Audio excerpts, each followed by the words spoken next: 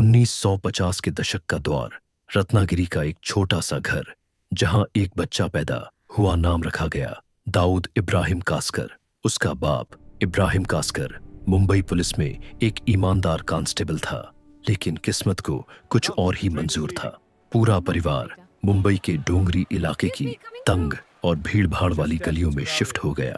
डोंगरी की उन गलियों में तब सिर्फ दो ही चीजें चलती थीं, गरीबी या बदमाशी। दाऊद का मन किताबों में काम और सड़क पर होने वाले झगड़े में ज्यादा लगता था। उसने स्कूल छोड़ा और छोटी मोटी चोरियां और पॉकेट मारी शुरू कर दी। हमें वक्त मुंबई पर हाजी मस्तान और करीम लाला जैसा बड़े डॉन का राज था। दाऊद ने अपने भाइयों और दोस्तों के साथ मिलकर एक छोटा सा ग्रुप बनाया, जैसे लोग यंग पार्टी कहते थे।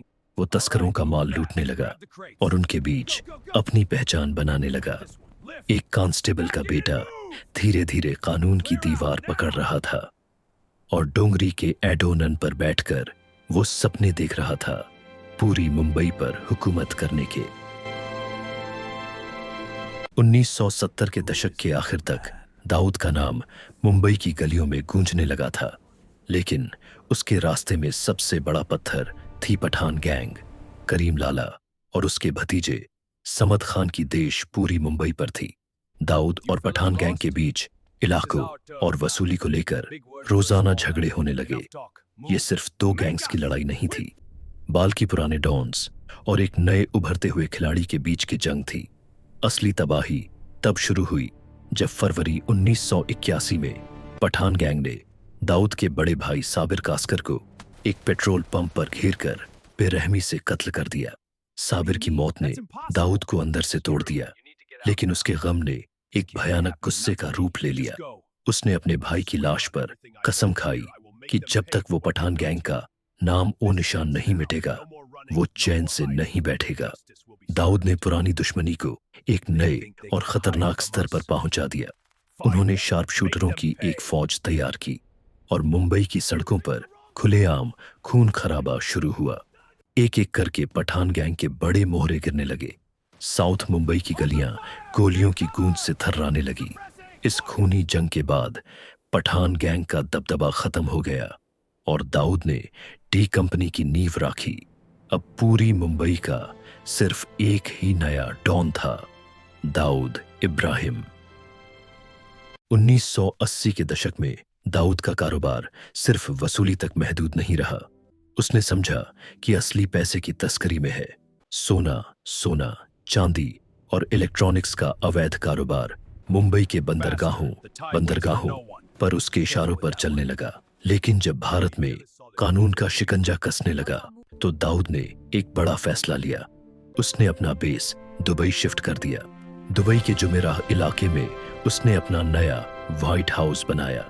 यहां से शुरू हुआ टी कंपनी का असली गोल्डन एरा। अब दाऊद सिर्फ एक गैंगस्टर नहीं, बल्कि एक बिजनेस टाइकून की तरह रहने लगा। उसका असर इतना बड़ा था कि बॉलीवुड की हर बड़ी फिल्म में अंडरवर्ल्ड का पैसा लगने लगा। फिल्मी सितारे उसके दुबई वाले घर की पार्टियों में शामिल होते थे और बड़े बड़े क्रिकेटरों के साथ उसकी तस्वीरें स्टेडियम के वीआईपी बॉक्स से आने लागिन। दाऊद ने एक ऐसा सिस्टम बनाया जहां पुलिस के बड़े अफसर और बड़े नेता उसकी मुट्ठी में थे। अगर मुंबई में कोई पत्ता भी हिलता, तो उसका हुक्म दुबई से आता था।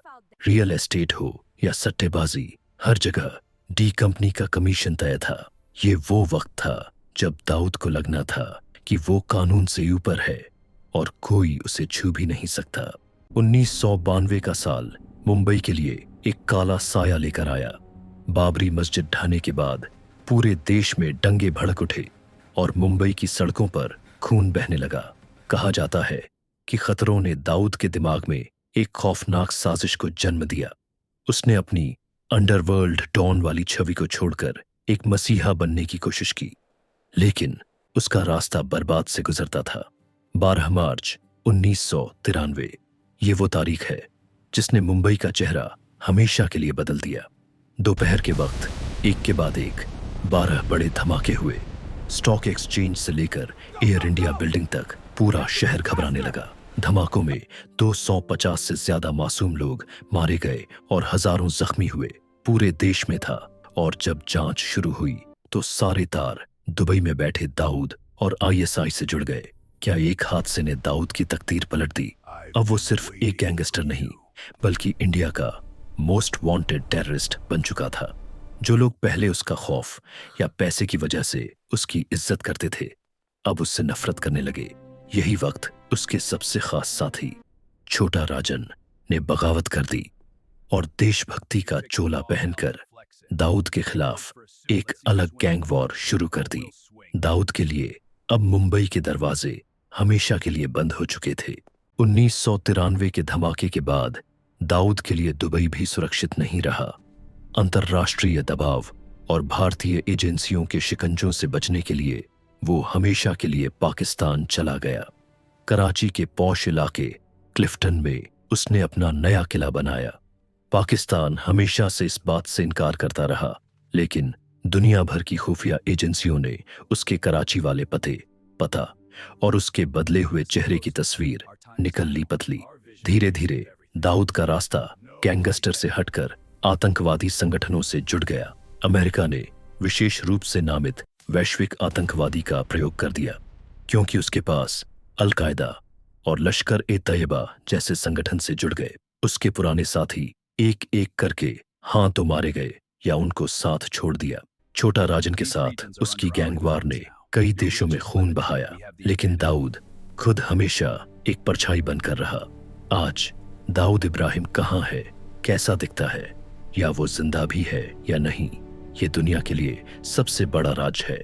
कभी उसके बीमार होने की खबरें आती हैं तो कभी उसकी मौत की अफवाहें, लेकिन सच तो यह है कि उसका बनाया हुआ डी कंपनी का नेटवर्क आज भी रियल एस्टेट, सट्टेबाजी और मादक पदार्थों की तस्करी में सक्रिय माना जा रहा है।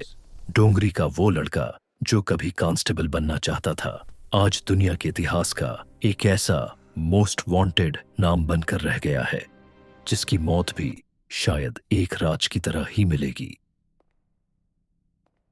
मैं दाऊद इब्राहिम। अगर आपको मेरी कहानी पसंद आए तो मेरे वीडियो को लाइक करें और वर्ल्ड ट्रूथ चैनल को सब्सक्राइब करें और मेरी कहानी को सभी को शेयर करें।